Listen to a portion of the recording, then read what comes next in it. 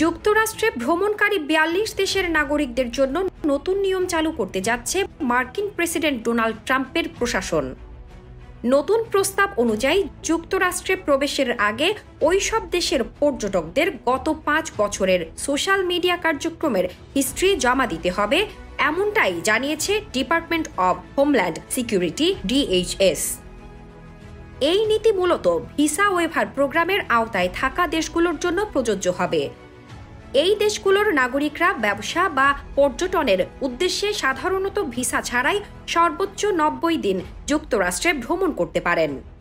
Visa waiver প্রোগ্রামে থাকা দেশগুলোর মধ্যে রয়েছে যুক্তরাজ্য, জার্মানি, ফ্রান্স, অস্ট্রেলিয়া, জাপান, দক্ষিণ কোরিয়া, ইসরায়েল ও নিউজিল্যান্ড সহ ৪২টি দেশ। বর্তমানে এই দেশগুলোর ভ্রমণকারীরা অনলাইনে electronic system for travel authorisation ESTA নামের ফর্ম পূরণ করেই যুক্তরাষ্ট্রে প্রবেশের অনুমতি পান।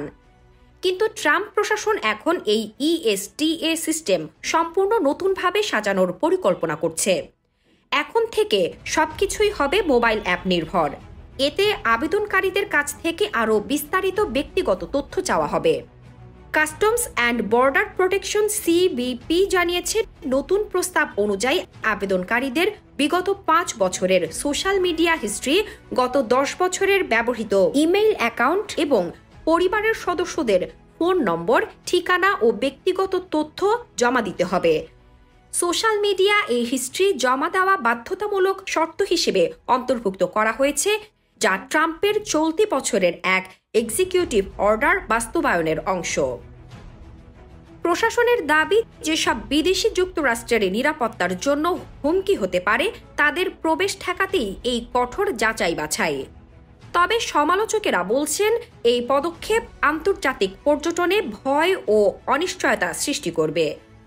গত ১ বছরে অভিবাসন যাচাই বাছাই আরও কঠোর করেছে ট্রাম্প প্রশাসন, যার প্রভাব শুধু বিদেশি ভ্রমণকারীর ওপর নয়, বরং যুক্তরাষ্ট্রে বসবাসরত আশ্রয় প্রার্থী, গ্রিন কার্ডধারী ও নাগরিকত্ব প্রত্যাশী অভিবাসীদের ওপরও পড়ছে। USCIS কর্মকর্তাদের এখন নির্দেশ দেওয়া হয়েছে যে আবেদনকারীদের সোশ্যাল মিডিয়া কার্যক্রমে অ্যান্টি আমেরিকান মনোভাব বা সন্দেহজনক রাজনৈতিক মতামত আছে কিনা যা যাচাই করতে হবে।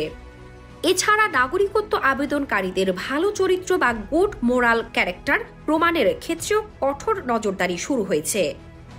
বিশ্লেষকদের মতে, এই নতুন নীতির ফলে যুক্তরাষ্ট্রের পর্যটন ও শিক্ষা খাত ক্ষতিগ্রস্ত হতে পারে এবং বহু ইউরোপীয় দেশও এর বিরুদ্ধে কূটনৈতিক প্রতিক্রিয়া জানাতে পারে।